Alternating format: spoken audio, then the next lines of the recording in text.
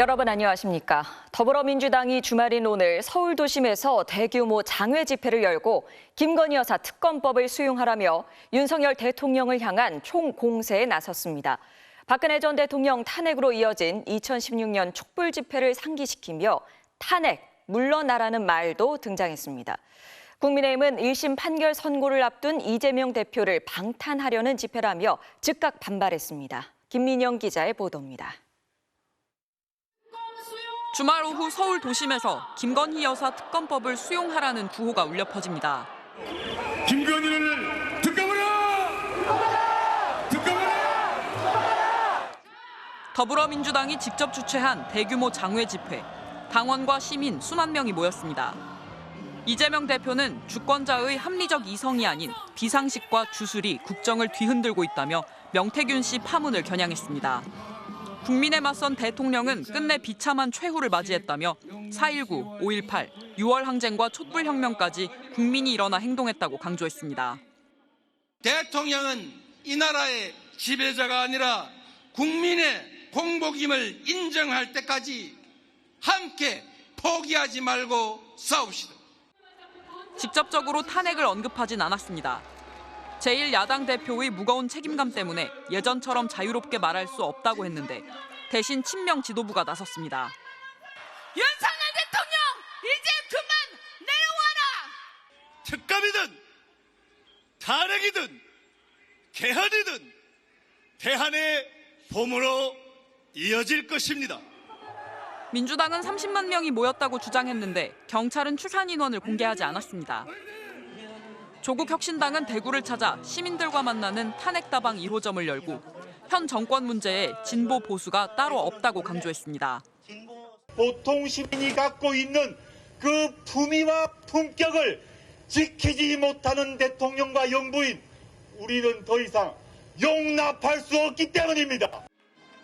야당의 장외투쟁에 대해 국민의힘은 민생 포기 선언이라고 논평했습니다. 특히 민주당은 1심 판결을 앞둔 이재명 대표 방탄 집회를 중단하라고 날을 세웠습니다. 윤석열 대통령을 탄핵시키겠다고 바로 오늘 광화문에서 집회를 하는 겁니다. 여러분 이래서 되겠습니까? 국정감사 기간 김건희 여사 논란들과 명태균 씨 파문을 두고 공세 수위를 높였던 야권이 국정감사가 끝나자마자 거리로 나서 여론전에 뛰어들었습니다. 국회에선 세 번째 김건희 여사 특검법 처리가 다가옵니다. MBC 뉴스 김민영입니다. 윤석열 대통령의 김영선 좀 해줘라 녹취가 공개되면서 이런 육성이 더 있을 것으로 보이는 명태균 씨의 휴대전화 행방에 관심이 쏠립니다. 하지만 검찰은 늑장 수사이다 뒷북 압수수색으로 휴대전화를 확보하지 못하고 있는데요. 허탕이 반복되면서 봐주기 수사 의심도 커지고 있습니다. 구나영 기자입니다. 검찰이 명태균 씨 집을 두 번째로 압수수색한 지난 목요일, 명 씨 처남의 사무실과 장모 집도 동시에 압수수색했습니다. 하지만 허탕이었습니다. 명 씨 측근은 검찰이 명 씨가 처남에게 휴대폰을 넘기는 것을 CCTV로 확인한 것 같다면서 처남이 이미 쓰레기통에 버렸다고 검찰에 진술한 것으로 들었다고 했습니다. 검찰의 첫 압수수색은 지난해 말 선관위 수사 의뢰 이후 9개월이 지나서야 이뤄졌습니다. 검찰이 그날 확보한 명 씨 휴대폰은 이른바 깡통폰으로 압수 당일 명 씨에게 돌려줬습니다. 지난달 중순에는 이미 명 씨가 짐을 뺀 곳을 뒤늦게 압수수색해 허탕을 치기도 했습니다. 공천 개입 의혹의 결정적 증거로 떠오른 윤석열 대통령의 김영선 좀 해줘라 육성이 담긴 명 씨 휴대폰을 못 찾고 있는 겁니다. 뒷북 압수수색이 되풀이되는 동안 명 씨는 언론에 휴대폰을 부친 산소에 묻어뒀다, 불태우러 간다, 농담이라며 말을 계속 바꾸고 있습니다. 검찰은 이런 명 씨의 말에 끌려다니고 있습니다. 검사님이 우리 피의자에게 혹시 명태균 씨 아버지 산소가 어딘지 아세요? 라고 묻기도 하는 그런 모습을 제가 직접 목격을 했는데요. 윤 대통령 육성 공개 이후 행방을 감춘 명태균 씨는 변호인을 새로 선임한 것으로 알려졌습니다. 임박한 소환 조사에 대비하는 것으로 보입니다. 검찰은 내일은 명태균 씨와 9천여만 원 돈 거래를 한 김영선 전 의원을 정치자금법 위반 혐의 피의자 신분으로 불러 조사합니다. 김 전 의원 측은 소환 조사에 앞서 보도자료를 내고 무혐의를 소명하겠다고 했습니다. MBC 뉴스 구나연입니다. 이제까지 명태균 씨를 둘러싼 의혹은 무상 여론조사 등 대선을 도와준 대가로 공천을 따냈는지 여부였는데요.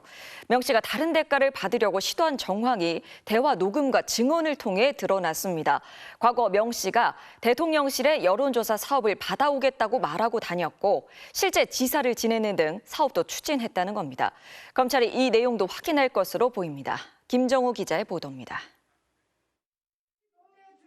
최근 공개된 명태균 씨와 국민의힘 김영선 전 의원의 지난 2022년 6월 대화 녹음. 명 씨가 김 전 의원에게 호통을 쳐댑니다. 청와대에서 지역 조사하는 거, ARS 돌리는 거 그거 받아야지. 이문을 남거나 돈을 벌거나 어떤 행위를 하게 되면 대표님하고는 아무도 공천 못 받아요. 당시 명 씨는 청와대에서 ARS 돌리는 걸 받아야 한다고 말했습니다. 대통령실 국정감사에 증인으로 출석한 김 전 의원 보좌진 강혜경 씨는 명 씨가 대통령실 용역을 받아오겠다고 말했다고 증언했습니다. 당선됐을 때 그 청와대에서 이제 수주 발주하는 그 관련돼 있는 이제 용역건 중에서 밀양공정무소가 할 수 있는 건들을 다 가지고 오겠다.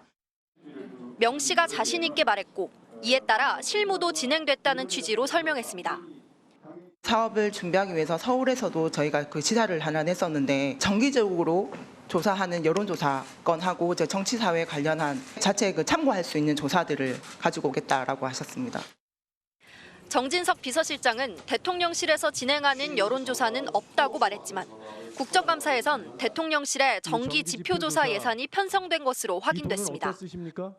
이제껏 의혹은 명 씨가 윤석열 대통령에게 여론조사를 무상 제공한 대가로 김 전 의원의 공천을 받아냈다는 것이 핵심이었습니다. 그런데 청탁 외에 또 다른 대가로 대통령실 사업을 수주하려 한 정황이 드러난 겁니다.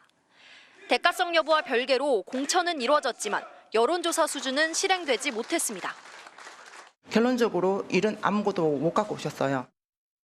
검찰은 내일 출석할 예정인 김영선 전 의원을 상대로 2022년 재보궐선거 공천 과정은 물론 과거 명태균 씨와 대화에서 나타난 대통령실 사업 수주 시도에 대해서도 확인할 것으로 예상됩니다. MBC 뉴스 김정우입니다.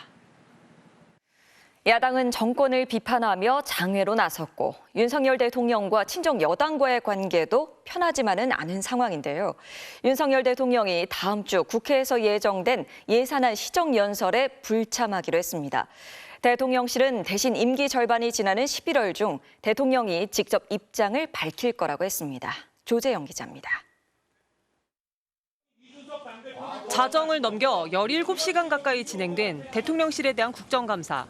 야당은 윤석열 대통령의 육성 공개, 또 대통령실의 부실한 해명에 대해 사과를 요구했지만 대통령실은 묵묵부답이었습니다. 국민 앞에 나와 잘못 참여하고 사과해야 한다. 이것도 동의하셔요? 동의 못하겠습니까? 글쎄요, 저는 무슨 얘기인지 잘 모르겠습니다. 정진석 비서실장은 조만간 윤 대통령이 직접 기자회견이나 국민과의 대화, 타운홀 미팅 등 어떤 형태로든 입장을 낼 거라고 말했습니다. 이달 중이나 11월 10일이 임기 반환점을 맞는 시점 아니겠습니까? 그래서 국민과의 소통 기회를 어떤 형태로든지 갖게 될 것으로. 다음 주 월요일 국회 예산안 시정연설은 윤 대통령 대신 한덕수 국무총리가 나가는 것으로 안다고 전했습니다. 정부의 내년 예산안을 설명하고 국회 협조를 구하는 자리로 2013년부터 11년간 대통령이 직접 연설해온 관례를 깨겠다는 겁니다. 윤 대통령은 앞서 민주화 이후 처음으로 국회 개원식에도 불참했습니다.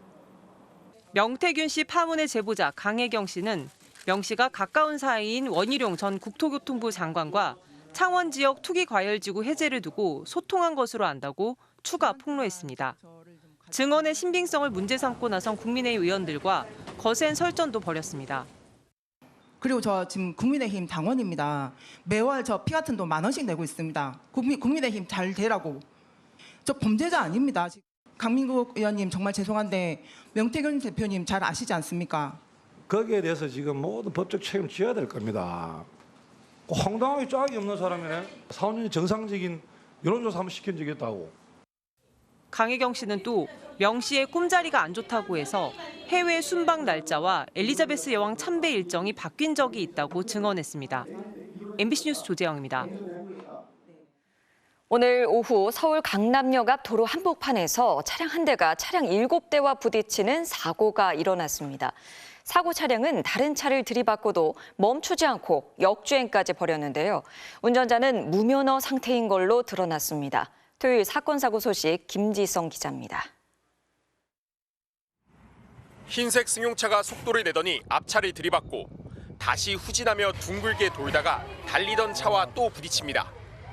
이후 아예 도로를 역주행해 중앙선 화단을 넘으려 합니다.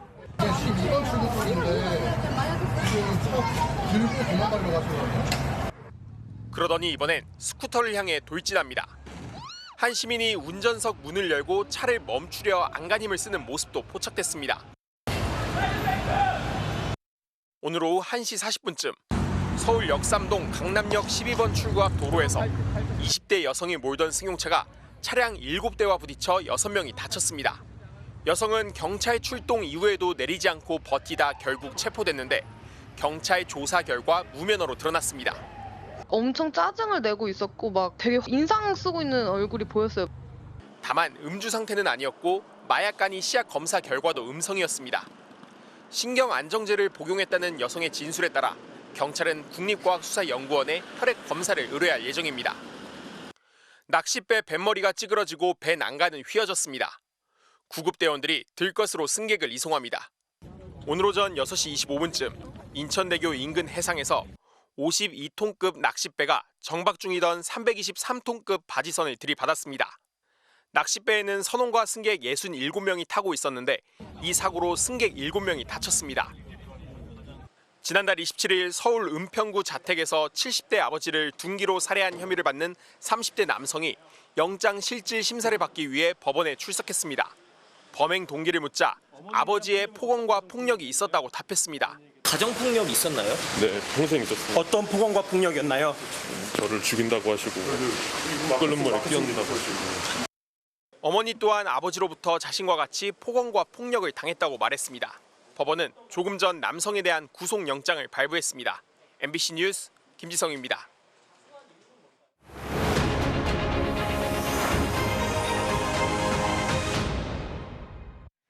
미국 대선 이제 사흘 남았습니다. 한치 앞을 내다볼 수 없는 승부가 이어지면서 트럼프 전 대통령의 말은 더욱 거칠어지고 있습니다. 이번에는 정적을 향해 총을 겨누겠다는 막말을 해 논란을 일으켰습니다. 뉴욕에서 임경아 특파원입니다. 극우 논객 터커 칼슨과 나란히 앉은 트럼프 전 대통령.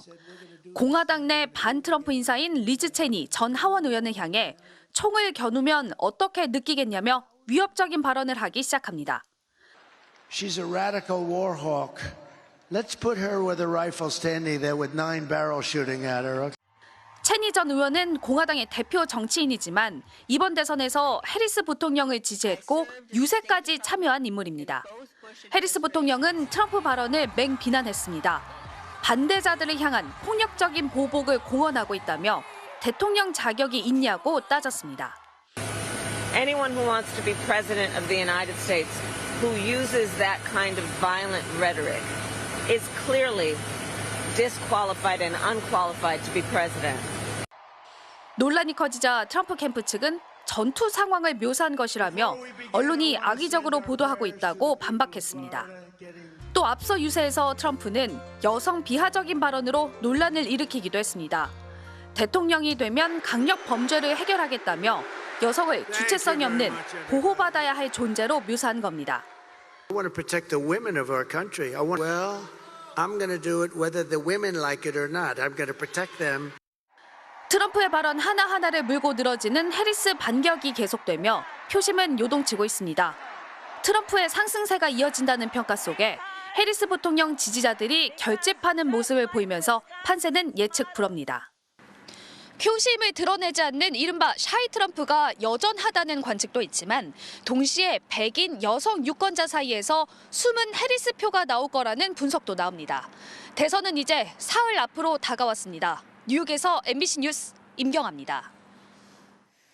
미국에서는 사전투표가 한창인데요. 이미 기표를 마친 투표용지가 담겨있는 투표함에 불을 지르는 방화 사건이 잇따르고 있습니다.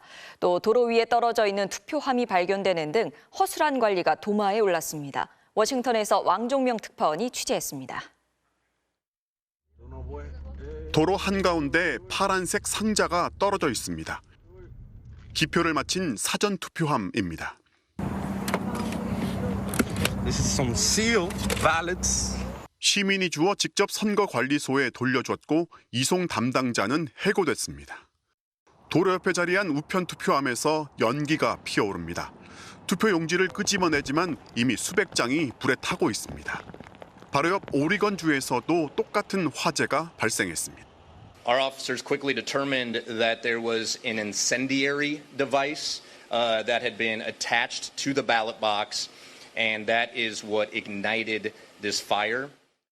경찰은 비슷한 시간 가까운 지역의 방화를 동일범 소행으로 보고 화재 발생 직전 투표함 앞에 정차했던 차량을 쫓고 있습니다.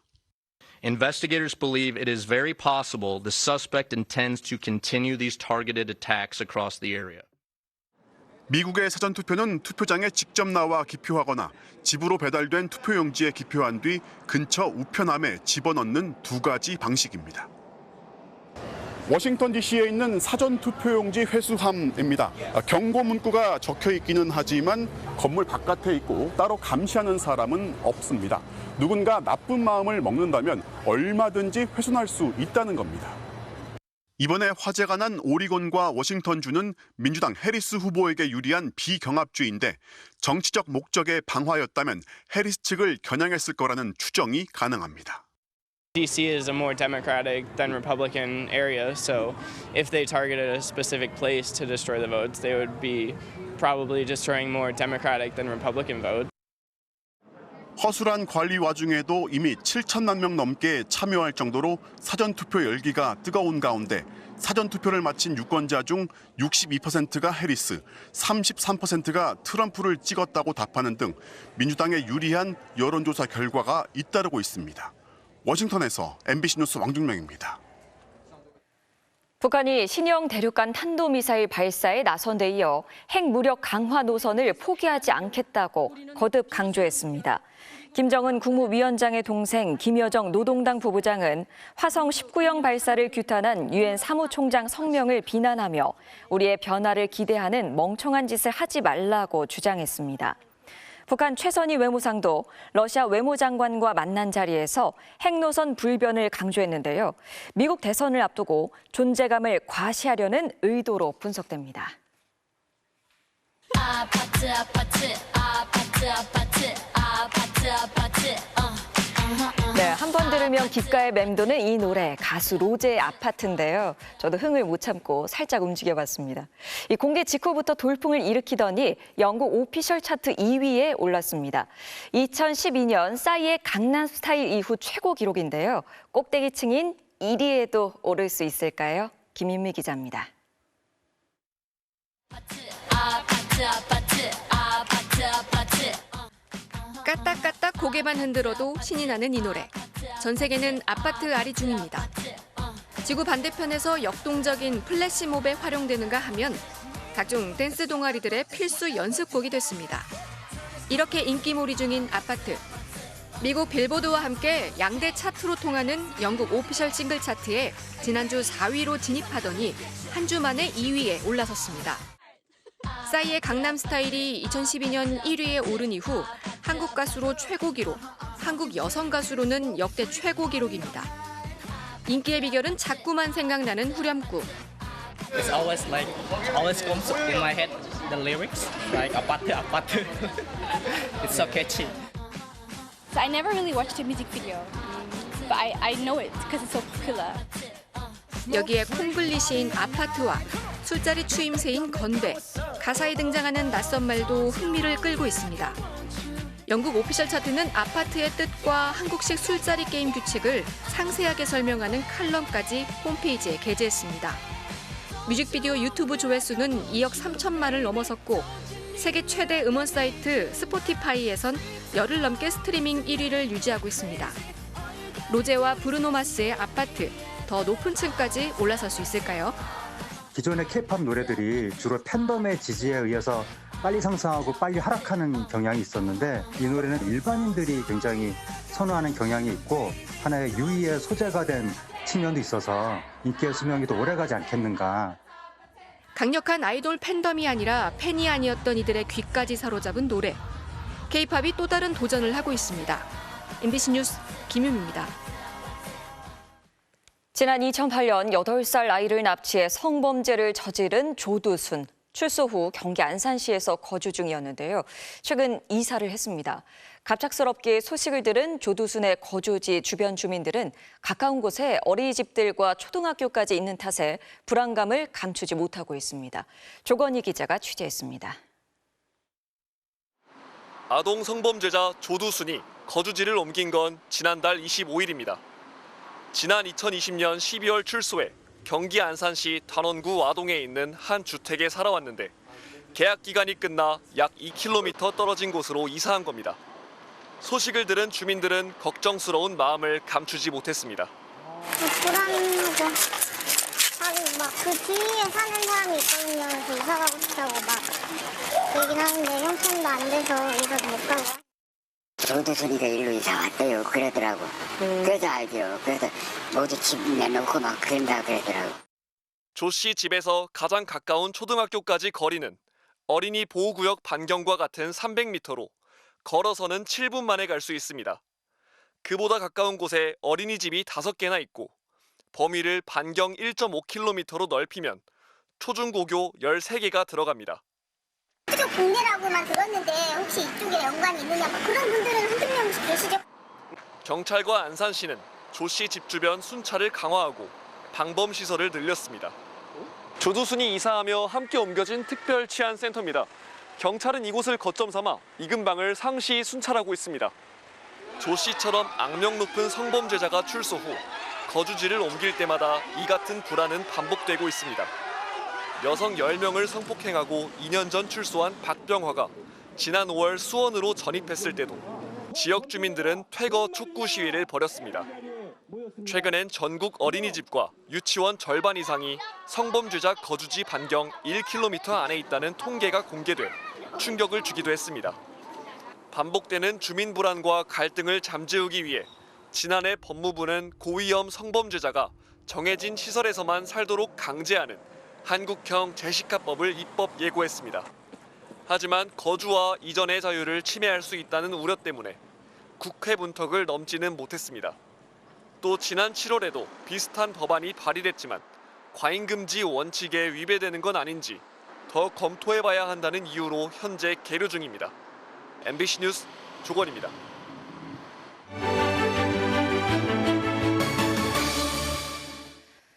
전라북도 군산시에는 간척 사업과 미군기지 확장으로 사라진 마을이 있는데요. 지난 목요일 600년 가까이 이 마을을 지켜온 팽나무 한 그루가 역사적 가치를 인정받아 천연기념물로 지정됐습니다. 마을은 사라졌지만 홀로 남아 역사의 증인이 된 팽나무와 그 나무를 지켜 역사를 기억하자는 사람들, 이종혁 영상기자가 만나봤습니다.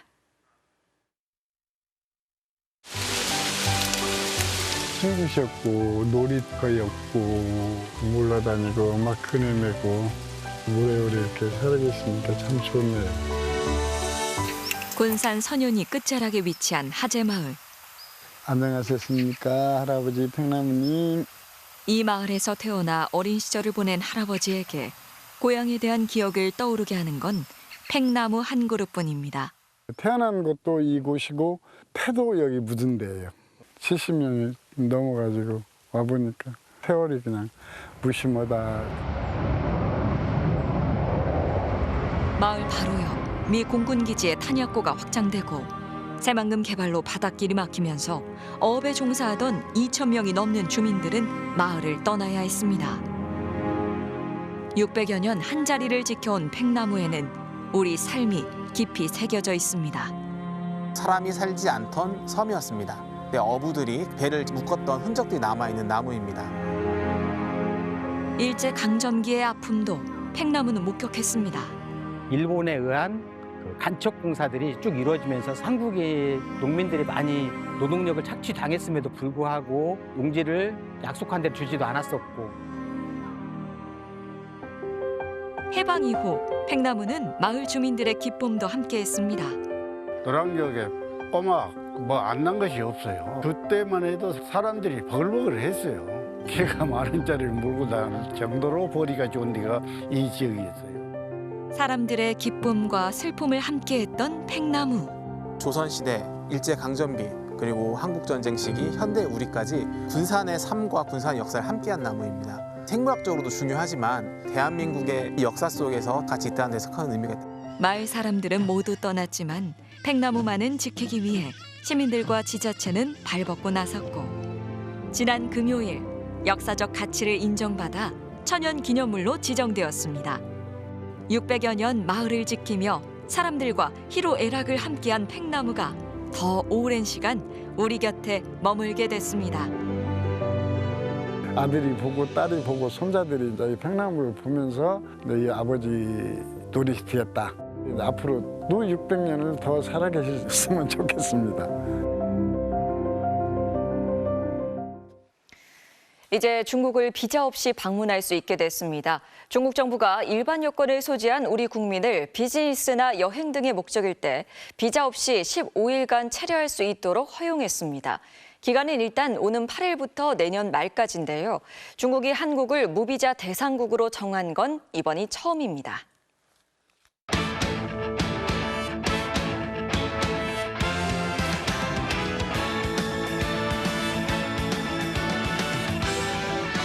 토요일 밤 스포츠 뉴스입니다. 프리미어 12에 출전하는 야구 대표팀이 쿠바와 두 번째 평가전에서 타선의 힘을 앞세워 대승을 거뒀습니다. 류종일 감독도 타선의 짜임새와 폭발력에 만족감을 나타냈습니다. 박재훈 기자입니다. 프리미어 12를 앞두고 실전 감각을 올리기 위한 쿠바와 마지막 평가전. 오늘은 타선이 제대로 폭발했습니다. 2회 윤동희가 선제 솔로포를 터뜨렸고 4회에만 볼넷 1개와 안타 3개를 집중시켜 대거 석점을 뽑아냈습니다. 그리곤 8회 승부의 마침표를 찍었습니다. 1사 후 송성문의 3루타를 시작으로 쿠바 마운드를 완전히 무너뜨렸고 한 이닝에만 무려 8점을 올려 점수차를 10점으로 크게 벌렸습니다. 장타 1개의 2득점에 그쳤던 1차전과 달리 홈런 1개를 포함해 8개의 장타를 쏟아낸 대표팀은 타선의 힘을 앞세워 쿠바를 13대 3으로 꺾고 두 번의 평가전을 모두 승리로 장식했습니다. 선방은 좋았습니다. 정타이밍에 잘 맞은 것 같습니다. 이번 대회에서도 충분히 자신감이 있는 것 같습니다. 제가 또 어리고 막내인 만큼 좀 더 좋은 분위기를 만들려고 합니다. 경기 후엔 만원 관중 앞에서 출정식을 가진 대표팀은 대회 예선 라운드 통과를 다짐했습니다. 어제보다 타선 힐링이 잘 되고 집중력 있게 잘했다고 생각합니다. 내일이라 머리쯤 결정할 예정입니다. 잘 준비해가지고 프리미어 12 좋은 성과 올리도록 하겠습니다. 쿠바와의 두 차례 평가전을 모두 승리로 장식한 대표팀은 28명의 최종 엔트리를 확정해 오는 8일 대만으로 출국합니다. MBC 뉴스 박지웅입니다. 프로축구에선 FC 안양이 K리그2 우승을 확정해 사상 처음으로 일부 승격에 성공했습니다. 선수단과 팬들은 감격의 눈물을 흘렸습니다. 승점 1점만 더 확보하면 우승을 확정짓는 안양. 원정까지 따라온 팬들의 열광적인 응원 속에 부천과 운명의 승부를 펼쳤는데요. 야구의 그림 같은 가마차기가 골대를 맞고 다른 결정적인 슈팅 역시 골문을 벗어나 아쉽게 승리를 거두진 못했지만 그래도 0대0 무승부를 기록하면서 K리그2 정상에 올랐습니다. 창단 11년 만의 우승이자 구단 역사상 첫 일부 승격. 선수들과 팬들은 감격의 눈물을 쏟았고요. 경기가 끝난 뒤에도 한참 동안 다 함께 기쁨을 만끽했습니다. K리그1에선 피말리는 강등권 경쟁을 벌이고 있는 11위 전북과 12위 인천이 득점 없이 비겼습니다. 프로 농구에서는 KT가 DB에 짜릿한 역전승을 거뒀습니다. 허운 선수가 오른손목 부상에도 혼자 27점을 몰아치는 원맨쇼를 펼쳤습니다. 최근 오른손목 부상을 달고 출전 중인 허훈. 아무래도 여파가 있나요? 쉬운 플로터를 놓쳐요. 그러니 이번엔 왼손으로 감각적으로 성공시킵니다. 어려운 자세였는데 백보드를 잘 활용했어요. 그리고 한 점 차 뒤진 경기 종료 24초 전 골밑슛까지 집어넣어 경기를 뒤집습니다. 역시 KBL 최고 선수답죠. KT가 DB를 5연패로 몰아놓고 짜릿한 역전승을 거둡니다. 오른쪽은 수비수가 아무도 없었거든요. 네, 맞습니다. 그렇죠? 그거 제가 진짜 왜 먹는지 이해를 못하겠는데. 네, 그래서 내가 어떤 상황인지 요거 핑계 댈 줄 알았어요. 내가. 삼성은 손호를 제치고 개막 6연패 끝에 시즌 첫 승을 기록했습니다. 토트넘 손흥민 선수가 허벅지 부상에서 회복해 2주 만에 팀 훈련에 복귀했습니다. 내일 에스턴 빌라전 출전 가능성이 더 높아진 것 같죠? 토요일 밤 스포츠 뉴스였습니다.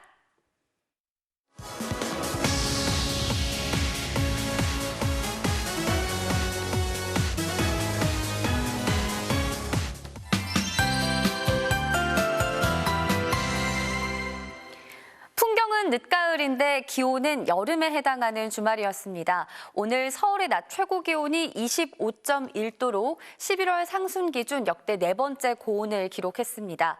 이처럼 낮 동안 반소매 차림이 어색하지 않을 정도였는데요. 따스한 볕에 동쪽에서 더운 바람도 불어왔기 때문입니다. 휴일 아침에는 내륙을 중심으로 안개가 짙게 끼면서 가시거리가 최소 50m까지 좁혀질 수 있겠습니다. 안전 운전하셔야겠고요.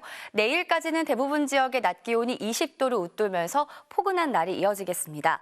하지만 월요일인 모레 비구름 뒤로 상층으로 영하 20도 안팎의 매우 강한 한기가 쏟아져 내려와서요. 다음 주에는 마치 초겨울처럼 때이른 추위가 내내 기승을 부릴 걸로 보입니다. 미리 겨울 외투를 준비해 두시는 게 좋겠습니다. 내일도 전국 하늘 대체로 맑게 드러나겠습니다. 해안가를 중심으로는 너울성 파도를 조심하셔야겠습니다. 내일 아침 기온 보시면 전국이 10도 안팎의 분포로 오늘보다 크게 낮아지겠고요. 한낮의 기온은 서울 22도, 대전 22도, 대구 21도로 일교차가 더 크게 벌어지겠습니다. 월요일 오후 비가 그친 뒤에는 기온이 급강하해서요. 화요일 아침 서울의 기온 6도, 입동날 아침에는 2도 선까지 곤두박질하겠습니다. 날씨였습니다. 토요일 뉴스데스크 마치겠습니다. 함께해 주신 여러분 고맙습니다.